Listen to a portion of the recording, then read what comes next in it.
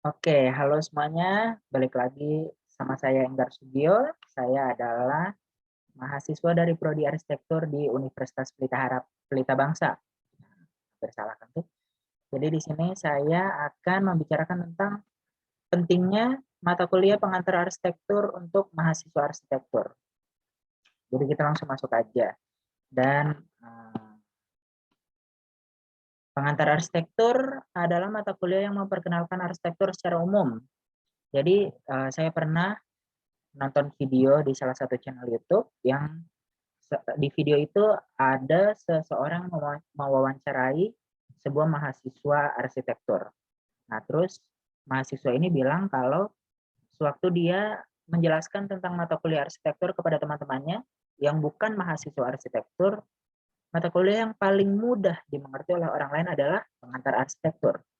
Kenapa? Karena emang salah satu mata kuliah yang mudah dimengerti, meskipun kepada orang-orang tidak tahu apa-apa tentang arsitektur adalah ya, mata kuliah ini. Jadi pengantar arsitektur ini bisa dibilang kayak emang eh, gampang, tapi juga ada rada sulitnya gitu. Nah, jadi di sini kita masuk ke pembahasannya. Pentingnya pengantar arsitektur itu apa sih? Jadi saya di sini bakal ngasih tahu materi-materi apa aja yang bakal dipelajari di mata kuliah pengantar arsitektur. Salah satunya itu ada yang pertama itu ada estetika. Estetika bisa dibilang arsitektur sebagai bagian dari seni. Maka dari itu arsitektur juga menerapkan teori tentang keindahan yang biasanya disebut dengan teori estetika. Di estetika ini kita juga belajar tentang Vitruvius, di mana Vitruvius ini berkata bahwa bangunan itu harus kuat, bangunan itu harus berfungsi, dan bangunan itu harus indah. Jadi yang kedua, kita akan belajar tentang perancangan arsitektur, yaitu karya arsitektur adalah proses pemecahan masalah atau proses perancangan. Nah, di sini ada beberapa subtemanya yang bakal kita pelajarin, yaitu belajar tentang keperpaduan, keselarasan, keseimbangan, proporsi, skala, irama, dan urutan.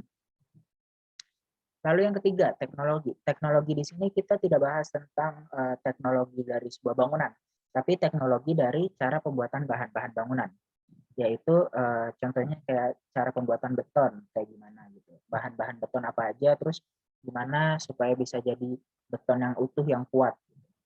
Terus nggak cuma beton, tapi ada yang kayak batu bata bisa juga, atau genteng, atau pengolahan baja atau kaca, pengolahan kayu gitu, dan yang lain-lain. Cara pembuatannya, cara pengolahannya itu yang namanya teknologi. Terus ada juga macam-macam arsitektur.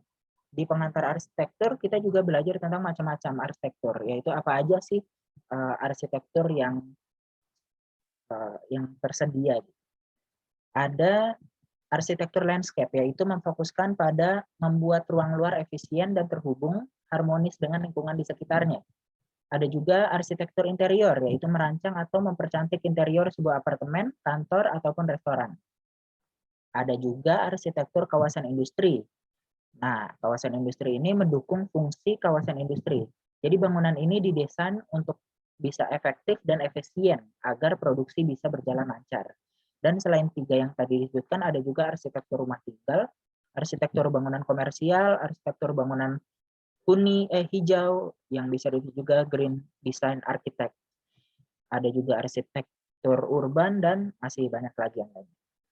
Nah, kita lanjut ke materi yang selanjutnya, ada gambar perspektif. Di sini gambar perspektif untuk yang tidak tahu disebut dengan gambar sudut pandang. Itu namanya sesuai dengan nama mata kuliah ini, mempelajari tentang cara menggambar berdasarkan sudut pandang dan suatu tempat. Entah itu berdasarkan sudut pandang burung yang ada di atas yang melihat ke bawah, atau sudut pandang dari kucing yang dari bawah gedung melihat ke atas. Dan yang selanjutnya ada bentuk-bentuk dasar. Jadi materi bentuk-bentuk dasar ini dalam menggambar adalah segitiga, persegi, dan lingkaran. Jadi bentuk dasar dari sebuah gambar itu umumnya adalah persegi, segitiga, dan lingkaran. Dan sisa-sisa yang kayak gambar-gambar oval atau gambar segi 8, segi 6 itu adalah bentuk lanjutan dari bentuk dasar ini. Nah, jadi semua pengetahuan yang diberitahu di pengantar arsitektur akan sangat berguna untuk memahami materi-materi lebih lanjut yang akan diberikan. Maksudnya materi itu adalah mata kuliah lain gitu, yang akan diberikan. Lewat materi-materi yang sudah saya sebutkan tadi, bisa dibilang kalau pengantar arsitektur adalah pembuka jalan mata kuliah yang lain, agar kita mengerti lebih dalam tentang jurusan arsitektur atau mengerti bahwa menjadi seorang arsitek diwajibkan untuk mengerti dan dapat mengaplikasikan semua mata kuliah itu ke dalam pekerjaan nantinya. Baiklah, sekian video dari saya tentang penjelasan dari pentingnya pengantar arsitektur di mata kuliah jurusan arsitektur. Terima kasih dan sampai jumpa.